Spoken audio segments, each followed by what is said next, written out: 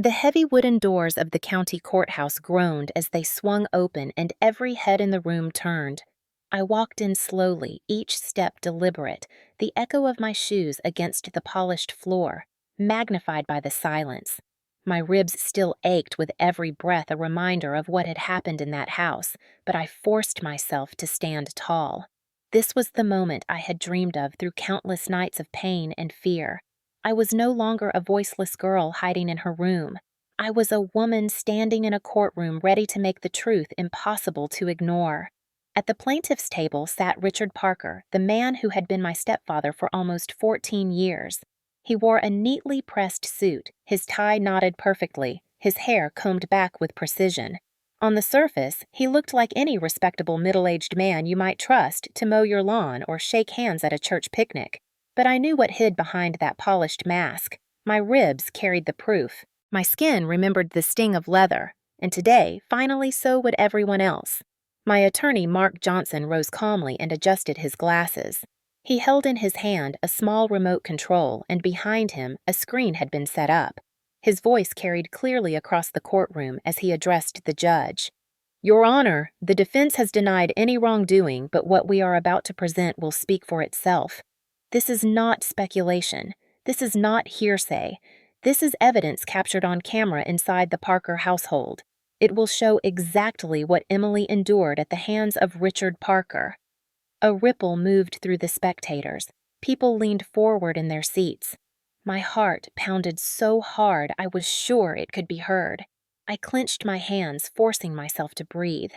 I knew what was coming, but reliving it in front of strangers, in front of a jury, in front of Richard himself felt like stepping onto a cliff edge with no railing.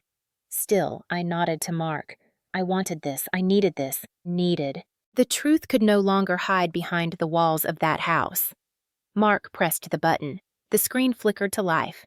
At first, the image was grainy, the view of a dimly lit living room, but then the sound filled the room. The sharp crack of leather against skin.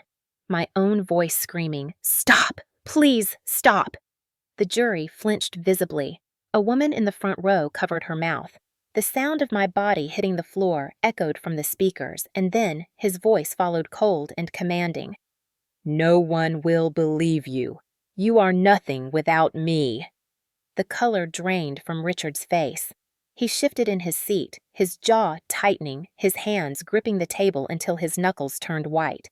Beside him, my mother Linda sat trembling, her eyes darting between me and the screen. She did not move to comfort me then, just as she had not moved that night. Her silence was as loud as his violence. The judge banged the gavel once to quiet the murmurs, but even he leaned forward, his eyes narrowing on the screen. The video continued. Another crack of the belt. My body curled up on the floor. A gasp ran through the courtroom as the footage captured the moment I struggled for breath, clutching my side where my ribs had broken under the force of his blows. The pain in that recording reached across time, grabbing hold of everyone watching. There was no escape, no excuse, no way to explain it away. The truth was undeniable. I stared at Richard. For years, he had towered over me, controlling every choice, every movement, every word that left my mouth. But now the roles were reversed. He was the one exposed. He was the one stripped bare in front of everyone whose respect he had carefully cultivated. The congregation members from our church were there. Neighbors who had waved at him each morning as he left for work were there. Even the mayor of our small town had taken a seat in the back. They were all seeing the man behind the mask, the man I had always known, the man who had broken my ribs with a belt while my mother watched in silence. The screen finally went dark. The silence that followed was heavier than any words. For a moment, no one moved. Then whispers broke out harsh and urgent. My attorney's voice cut through. "This is my client, Emily Parker. She is alive, she is here, and she carries the scars of what was done to her. Today you have seen with your own eyes what happened when doors were closed and no one was watching. You cannot unsee it. You cannot unhear it. Justice demands that it be answered." I felt tears sting my eyes, but I held them back. I wanted to cry not because of the pain, but because of the vindication. For so long, Richard's voice had been the only one anyone listened to. For so long, my mother's silence had backed up his lies, but here in this courtroom my voice was finally louder. It spoke through the bruises still healing beneath my blouse, through the limp in my step, and through the video that had shattered the illusion of his respectability. Richard's attorney sat frozen, his mouth half open, no words forming. There was nothing to say. No strategy could erase what the jury had just witnessed. Richard turned his head toward me, his eyes narrowing, and for the first time in my life, I saw something I had never seen in him before. Not anger, not authority, fear. And I knew as the gavel struck again that this was only the beginning. The truth was finally free, and I would no longer be his prisoner. My name is Emily Parker, and before I ever stepped into that courtroom with my ribs aching and my stepfather's lies crumbling, I was just a girl who grew up believing that silence was safer than speaking. I was born in a small town in Ohio, the kind of place where everyone knew each other's names and where secrets were supposed to be impossible to keep, but in my family, secrets were the foundation of everything. My father died when I was 10 years old. He had been a kind man, gentle and patient, and although I only had a decade with him, those memories remained the warmest I could ever recall. I remembered him reading to me at night, walking me to school, cheering at my small soccer games, and telling me that my opinion mattered. When he passed suddenly from a heart attack, the world I knew collapsed. My mother Linda was devastated, but she did not grieve in the way people expected. Within a year, she had met Richard Parker, a man who at first seemed like a savior. He was charming, reliable, a man with a steady job and a reassuring smile. The town praised her for finding stability again, and people whispered that I was lucky to have another father figure. I did not feel lucky. Richard was different from my dad in every possible way. From the first day he moved into our house, I felt the air shift. He set rules immediately. No shoes in the living room, no speaking at the dinner table unless asked, no friends over without permission, no music too loud, no questioning his decisions. I was 10 and still raw from losing my father, so I obeyed without protest, but the obedience only encouraged him to tighten the leash. At first his discipline was small, disguised as correction.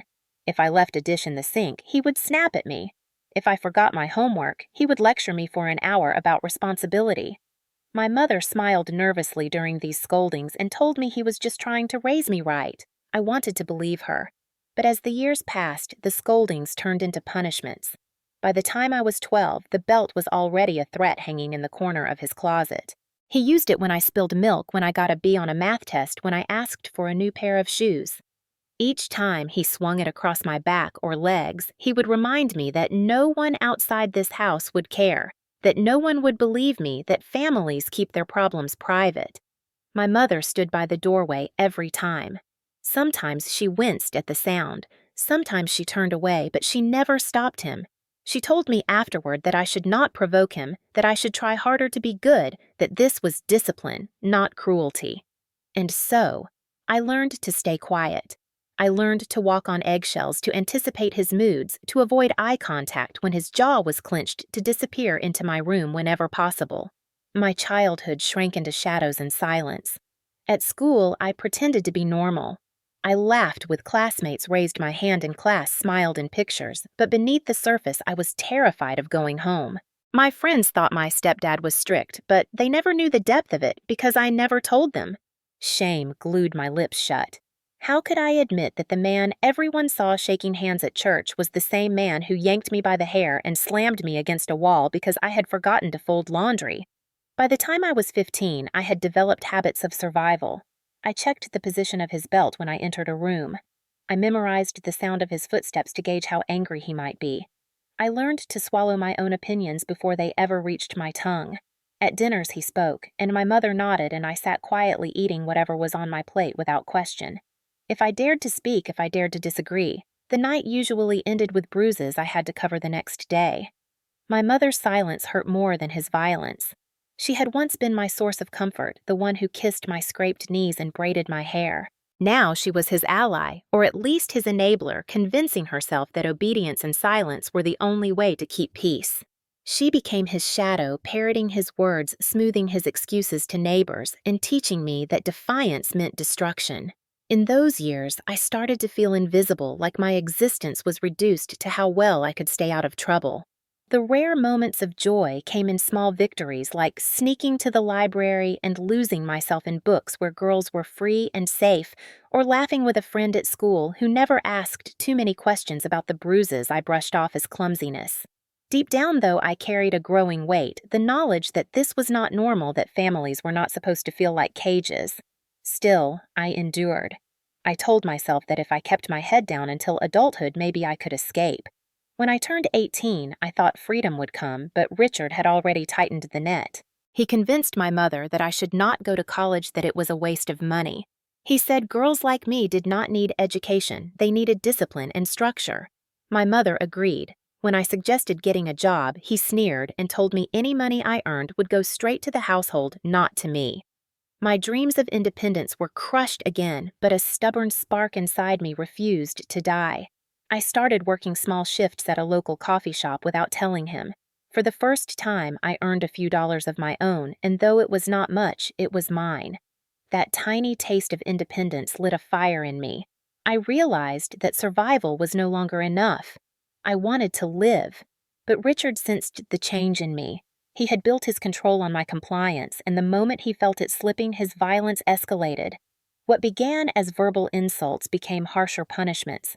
His belt struck harder, his voice grew colder, and the walls of our house felt like they were closing in. I was 20 when I first imagined a life beyond his reach. It was only a dream then, but that dream gave me strength to keep going. I did not know it would also provoke the most brutal attack I had ever endured, the one that broke my ribs and finally forced me to stand up, not just for survival, but for justice.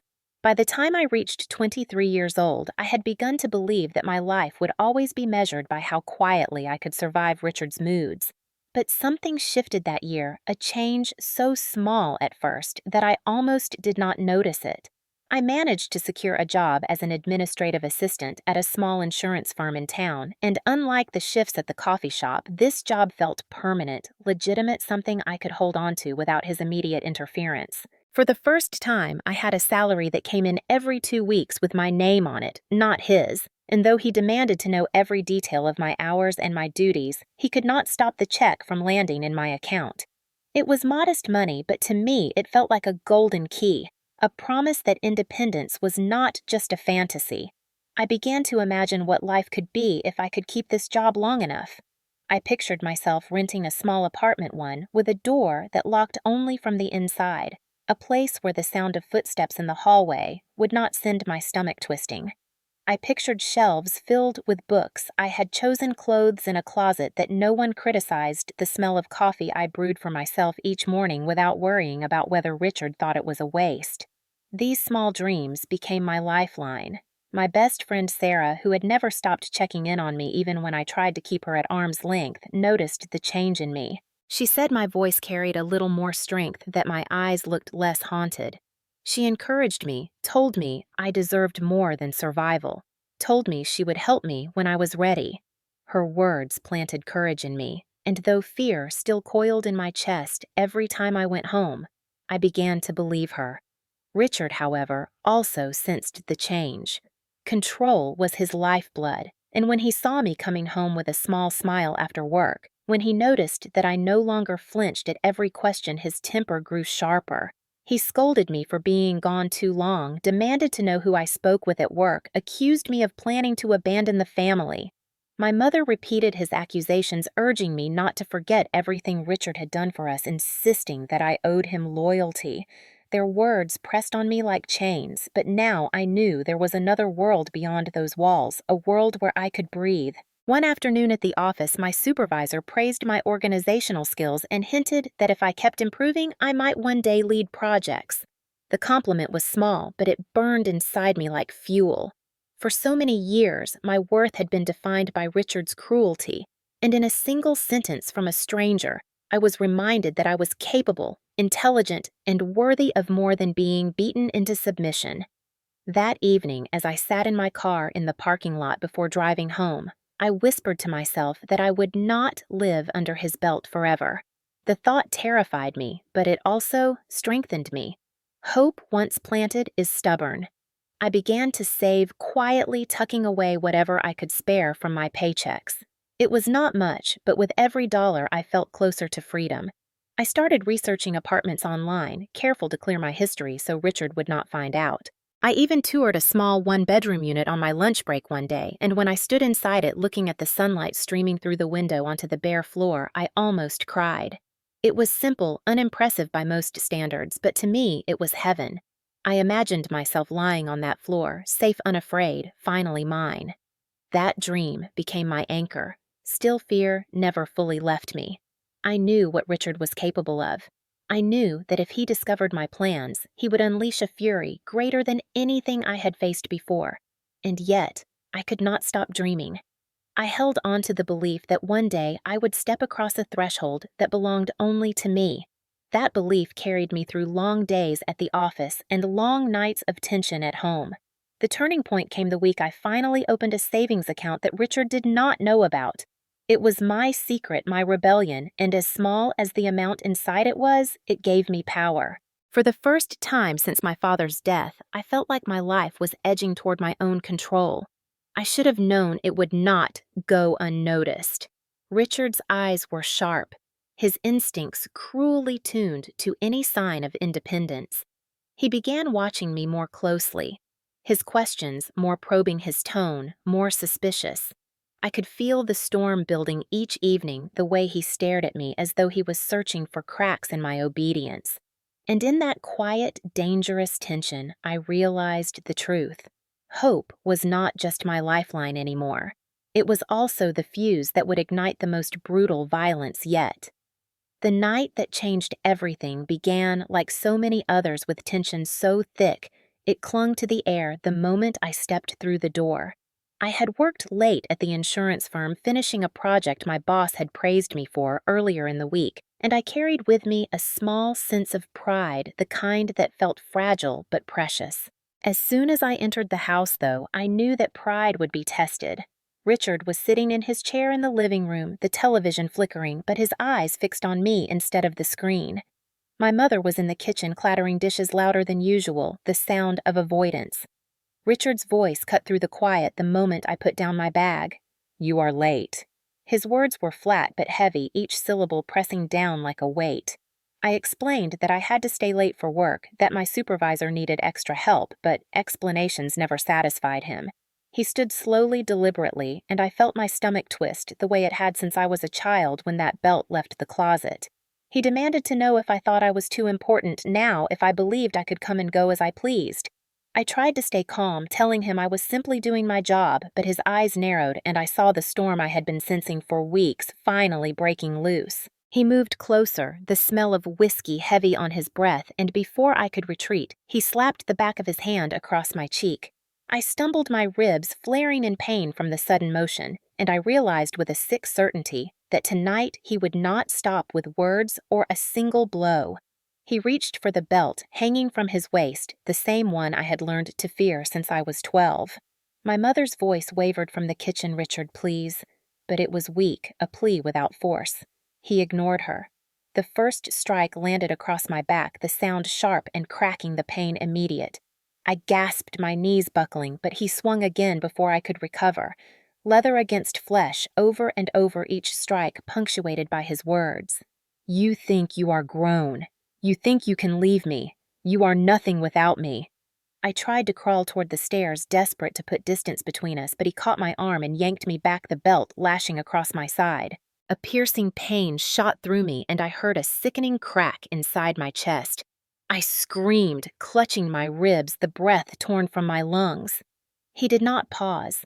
He swung again and again until I collapsed on the floor, gasping, my vision swimming. Somewhere in the haze, I heard my phone buzzing in my bag. It was Sarah calling, and though I could not answer the phone, picked up the sounds of my screams and the slamming of leather on skin. That call, I would later learn, became one of the first pieces of evidence that would save me. In that moment, all I knew was pain. I tried to cry out for my mother, but when I turned my head toward the kitchen doorway, she stood frozen, her face pale, her hands gripping the counter. She whispered, "Richard, stop," but she did not move toward me. She did not shield me. Her silence was a wound deeper than any belt could carve. Richard's rage poured out unchecked. He shouted that I would never leave, that if I tried to betray him, he would break more than my ribs, that no one outside this house cared. His words blurred with the pain, his voice a monster in my ears as my body curled on the floor. I felt another lash across my legs, another across my back, until I could not tell where one bruise ended and another began. My breaths came shallow and sharp, each inhale stabbing my broken ribs, each exhale a fight to stay conscious. Finally, as though the storm had exhausted itself, he stepped back. His chest heaved, the belt hanging limp in his hand. He looked down at me, crumpled on the floor, and for a moment I thought he might strike again, but instead, he muttered that I had brought it on myself. Then he dropped the belt on the chair and left the room, his footsteps heavy on the stairs. The house fell silent except for my ragged breathing. My mother knelt, finally, her hands trembling as she reached toward me, but not quite touching. "Emily, you must not tell anyone," she whispered, her voice breaking. "They will not believe you. They will say you are dramatic. They will say you asked for it." I looked at her, my vision blurred with tears and pain, and I understood in that instant that she was as trapped in her own silence as I had been in his violence. But unlike her, I would not stay silent any longer. Somehow I crawled to my room, every movement sending agony through my ribs, and I locked the door. Through the night, I lay awake fighting the urge to pass out completely, clutching my side, replaying the sound of that crack inside my body.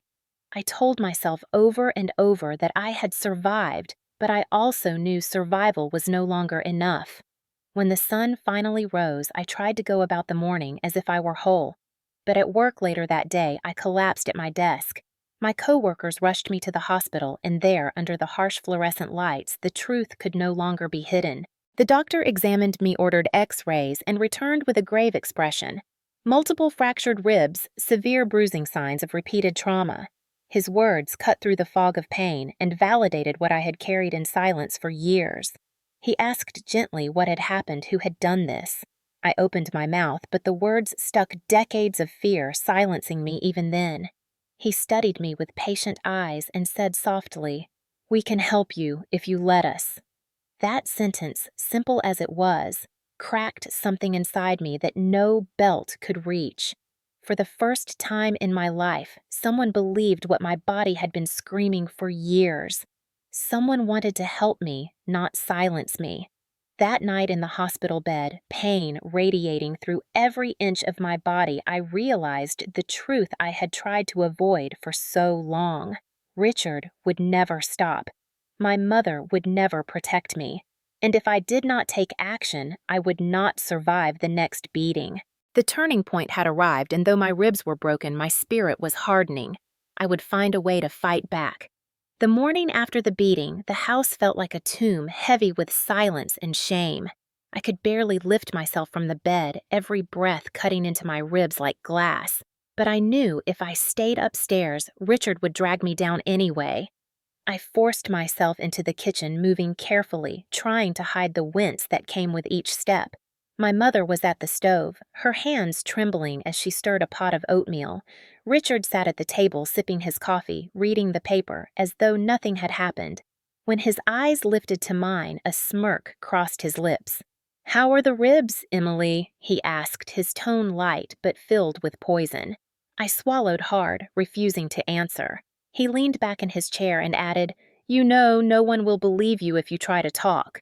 Families do not wash their dirty laundry in public." My mother glanced at me with pleading eyes as if begging me not to say anything, and then she whispered the words that would haunt me more than the beating itself.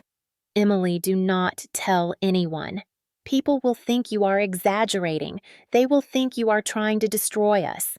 If you stay quiet, things will calm down." I stared at her in disbelief, the ache in my chest intensifying not only from the broken ribs, but from the betrayal.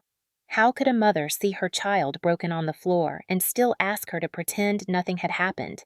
Yet, in that kitchen surrounded by their combined weight, I felt the old cage closing around me. Richard chuckled, enjoying my silence. "That is right," he said. "No one will believe you. I am the respected man in this town. You are just a girl who cannot control herself. Do you really think the police will take your word over mine?" His words were knives twisting into the parts of me that had always doubted my own strength.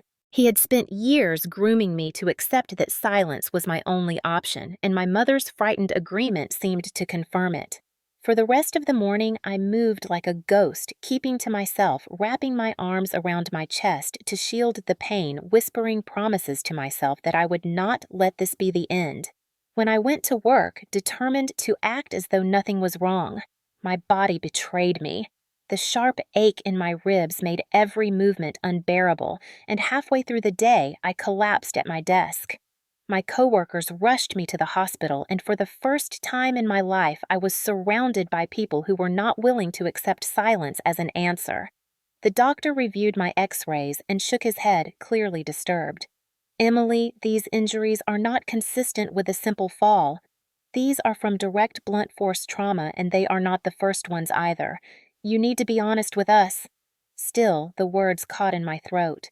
Decades of Richard's threats and my mother's warnings weighed down every attempt at honesty. I wanted to tell him, but I could hear Richard's voice in my head repeating that no one would believe me, that I was nothing without him. The nurse, a woman with kind eyes, touched my arm and said softly, "I know what it looks like when someone is hurting at home. You are not alone." Those words pierced through the fog of fear, and for the first time I felt the faintest spark of courage. Even so, when the police officer arrived and asked what had happened, I hesitated. My mother had already texted me from home a message that read simply, "Please, for all our sakes, stay quiet." The weight of that plea pressed down on me like another blow from the belt. I told the officer I had fallen down the stairs, my voice shaking with the lie. He wrote it down, but his eyes lingered on me unconvinced.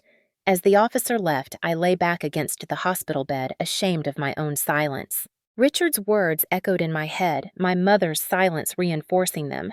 For years they had worked together to make me believe I had no power, and in that moment I almost believed it again. But deep inside, beneath the fear, something shifted.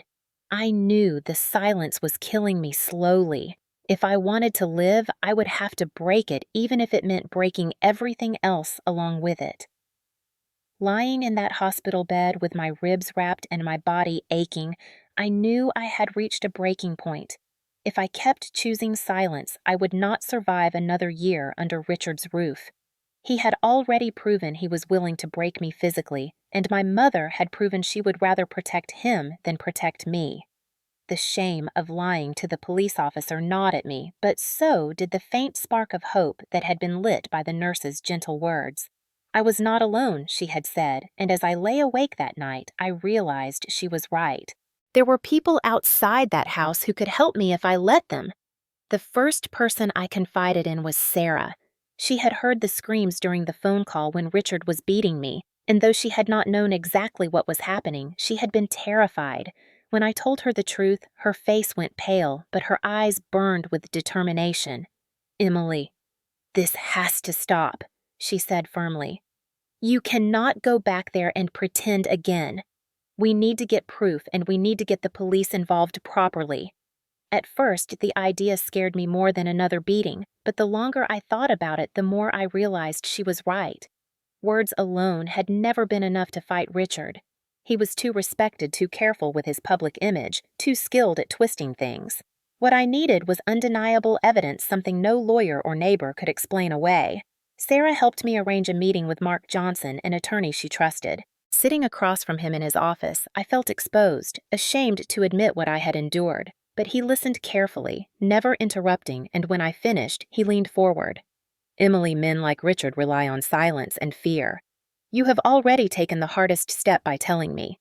Now we have to be strategic. We cannot rely on your word alone. We need evidence strong enough to stand in court." That is when he suggested working with the police to install hidden cameras inside the house. My stomach turned at the thought of returning there. But Mark explained that without footage or recordings, Richard could continue to deny everything. It took days for me to gather the courage, but eventually I agreed. With a court order obtained quietly, the police placed discreet cameras in the living room and hallway, the very places Richard often confronted me. The waiting was unbearable. Every evening I returned home with dread, knowing that I was bait in my own trap, my ribs still healing. I moved carefully, trying not to provoke him, but Richard seemed to sense my guardedness. He watched me closely. His eyes narrowed, his questions sharp. He asked if anyone had spoken to me at the hospital, if I had told them anything, if I had dared to mention his name. Each time I lied and said no, and each time he studied me as though searching for cracks in my mask. One night the storm finally broke again. He accused me of disrespecting him, of thinking I was smarter than him, and when I answered too slowly, his hand went to his belt. My mother stood by, wringing her hands, whispering for him to calm down, but she did nothing to stop him. The first lash made me cry out, the pain exploding through my still healing ribs. The camera captured everything, the strikes, the words, the moment I collapsed to the floor. And it captured his voice sharp and cruel, saying the same words he had drilled into me for years. No one will believe you. You are nothing. That sentence, spoken into the quiet living room, became my salvation. Within days, the police had the footage in their hands. When I saw it played back for the first time, I felt a strange mix of horror and relief. It was my suffering on the screen, my screams echoing back at me, but it was also the truth made visible, undeniable. Mark's voice was steady as he told me, "This is enough. He cannot hide from this. But we will build even more." Alongside the video, there was Sarah's phone recording from the night she called, catching my cries, and the sound of blows. There was also Mr. Miller, our neighbor, who finally admitted he had heard yelling and the crack of a belt many times through the walls.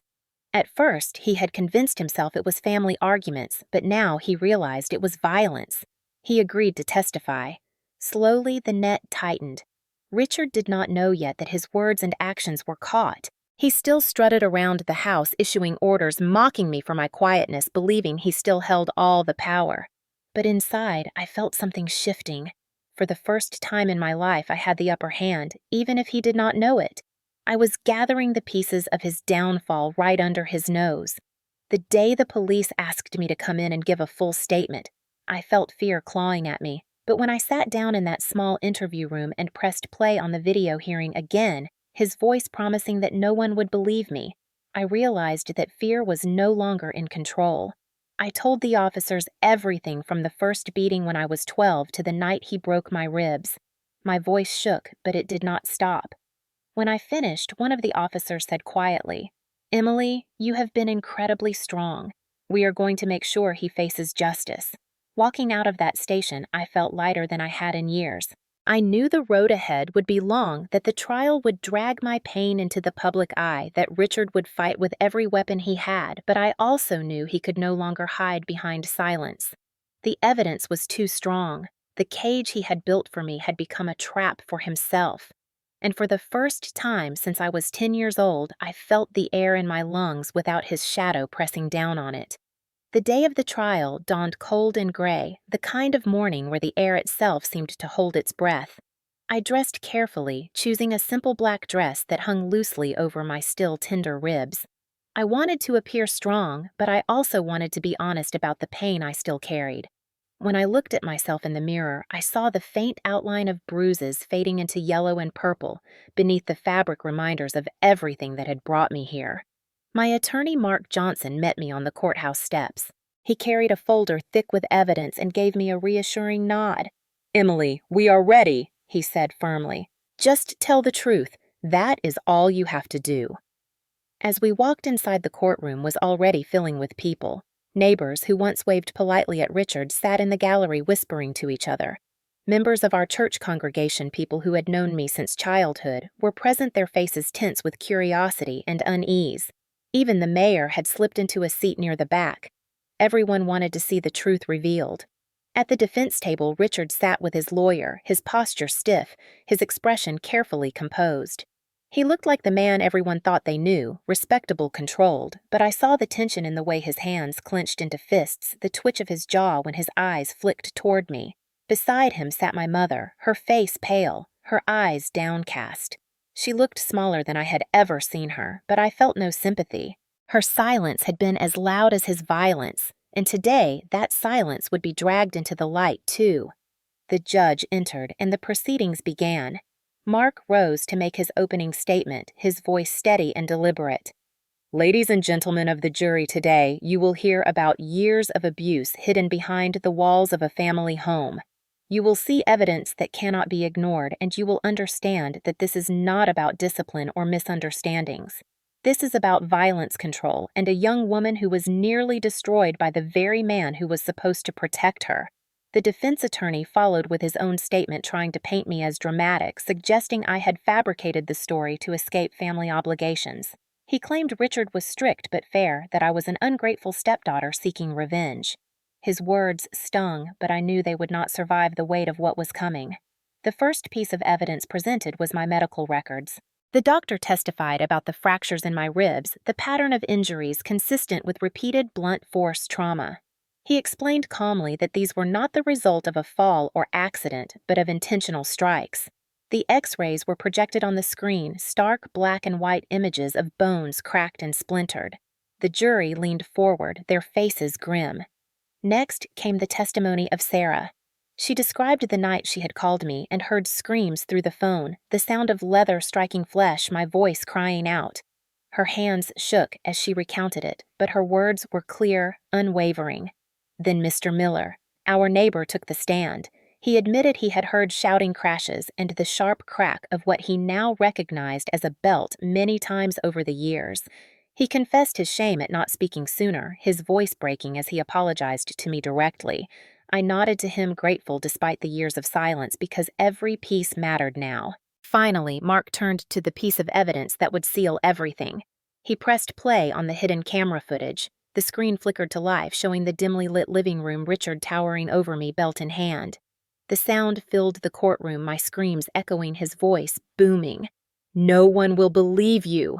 You are nothing without me." Gasps rippled through the room. A woman in the gallery began to cry. Even the judge leaned forward, his brow furrowed in anger. Richard shifted in his seat, his mask cracking. He muttered something to his attorney, his face red, his composure unraveling. When the video ended, the silence was deafening. Then whispers erupted, harsh and horrified. Mark stood tall. "This," he said, "is not discipline. This is not love. This is abuse captured in real time. There is no denying it." The defense attorney tried to object, to claim the footage was manipulated, but the judge overruled him. The authenticity had already been verified. The jury had seen it with their own eyes. When it was my turn to testify, my hands trembled as I was sworn in. But when I began to speak, my voice steadied. I told them about my father dying when I was 10, about Richard entering our lives with charm that soon turned to control. I described the first time he used the belt, the years of silence, the way my mother had stood by and watched. I spoke about the night he broke my ribs, the sound of that crack inside my chest, the pain that left me gasping on the floor. My voice wavered once, but I forced myself to continue. I wanted the jury to see not just a victim, but a survivor who had chosen to fight back. The defense attorney tried to paint me as vindictive. He asked if I hated Richard, if I wanted him punished. I looked him in the eye and said, "I want the truth to be known. I want to make sure he cannot hurt anyone else the way he hurt me." That was all.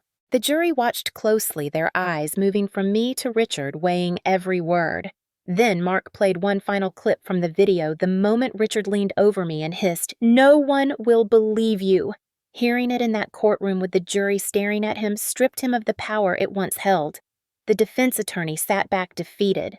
Richard's face contorted with anger, and he slammed his fist on the table, shouting that I was a liar, that the video was taken out of context. His outburst only sealed his fate. The judge banged the gavel, ordering him to control himself, but the damage was done. The mask had fallen. After days of testimony, evidence, and cross-examination, the jury left to deliberate. The wait was agonizing, each minute stretching into hours, but when they returned, their verdict was clear. Guilty. Richard Parker was convicted on multiple counts of domestic violence assault causing serious bodily harm and endangerment. The judge sentenced him to years in prison, his words firm. "This court will not tolerate such cruelty disguised as family discipline." As the bailiff moved to take him away, Richard turned toward me, his eyes wide, his face pale. For the first time in my life, I saw true fear in him. It was not my fear anymore. It was his. My mother sat silently beside him, tears streaming down her face, but she did not look at me. She kept her eyes on the floor as though ashamed of her own complicity. The gavel struck one final time, and it was over. The weight that had pressed on my chest for years began to lift. Walking out of that courtroom, I felt the cold air fill my lungs freely, without fear of the belt or his footsteps behind me. For the first time since childhood, I was not his prisoner. I was free, and the whole town had seen the truth for themselves. After the trial ended and Richard was taken away in handcuffs, I felt as though the air itself had shifted around me. For years, every breath had been weighted with fear, with the constant vigilance of listening for footsteps, with the dread of waiting for the belt to swing. Now, for the first time, the silence in my life was not dangerous, but peaceful. I moved into a small apartment just outside of town, nothing fancy, just 2 rooms with plain white walls and a little balcony that caught the morning light. To me, it felt like a palace. On my first morning there, I brewed coffee in a small pot I had bought with my own money, sat on the balcony, and let the sun warm my face. It was such an ordinary act, yet it felt like the greatest victory of my life. No one hovered over me. No one criticized the way I stirred sugar into my cup. No one told me that I was nothing. In that silence, I heard something I had not heard in years, my own voice whispering that I was free. Healing was not easy. My ribs still ached, especially at night when I lay down, and sometimes I would wake from nightmares, heart pounding, convinced I could hear the snap of leather again. The trauma did not vanish with the verdict. It lingered like shadows on the wall, but I began to face it instead of burying it. I attended therapy sessions arranged through a victims support program, and for the first time I spoke openly about everything: the fear, the shame, the years of silence. Each word felt like pulling a thorn out of my skin, painful but necessary. Slowly, I learned that speaking did not destroy me. It rebuilt me.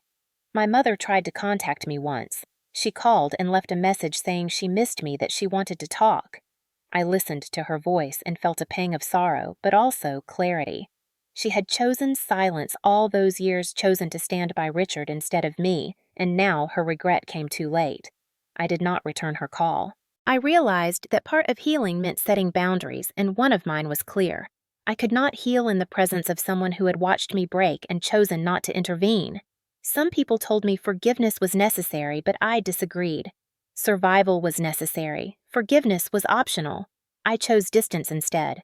Sarah remained by my side, her loyalty unwavering, and I rebuilt my friendships slowly, letting people back into my life one by one. At first, it was awkward, the conversations stiff, but over time, laughter returned. I remembered what it felt like to be young and free, not just cautious and afraid. I joined a support group for survivors of domestic violence, sitting in a circle of women whose stories mirrored mine in different ways. Hearing them gave me strength, and sharing my story gave me purpose. I realized that what had once been my deepest shame could now be my greatest tool for helping others. I began volunteering with organizations that worked with victims, speaking to younger girls about the warning signs of control, the danger of silence, the power of seeking help. Every time I told my story, I felt the chains loosen a little more. The money I earned at my job, I managed carefully saving toward dreams I had once thought impossible. I enrolled in night classes at the community college, determined to finish the education Richard had tried to deny me. Sitting in a classroom with students younger than me was intimidating at first, but I reminded myself that this was my life and my pace. Each class, each exam, each step toward a degree felt like reclaiming what had been stolen. One evening, sitting on my balcony with my books spread out in front of me, I realized that my life no longer revolved around fear or pain. It revolved around choice, my choices. That realization was more powerful than any verdict. Occasionally, I still saw people from town who remembered the trial. Some would stop me to say they were sorry for not seeing sooner. Some would simply nod with respect. The whispers that once shamed me were gone, replaced by acknowledgement. They had seen the truth in that courtroom, and Richard's mask was shattered forever. He would never again walk through this town as a respected man. He would serve his sentence as the abuser he was, and I no longer carried the burden of his secrets. What I carried now was resilience. Looking back, I understood that family is not defined by blood or marriage. Family is defined by love, by protection, by support. Richard had never been family. My mother had chosen silence over love. My real family were the people who stood by me when I finally spoke, people like Sarah, people like the nurse who encouraged me, the attorney who believed in me, the neighbor who finally found his courage. They had shown me what family could mean. In quiet moments, I thought of my father, the man who had loved me in the short years I had with him. I imagined what he would say if he saw me now, standing on my own, choosing my own path. I hoped he would be proud. I believed he would. To anyone listening, to anyone who has ever felt trapped in silence, I say this: your pain is real. Your story matters, and your voice is stronger than you think. Abusers rely on fear, on the belief that no one will listen, but the moment you speak, the moment you reach out, you take back power they cannot steal. I lost years to silence, but I gained a life through truth. And though the scars remain, they remind me not of weakness, but of survival.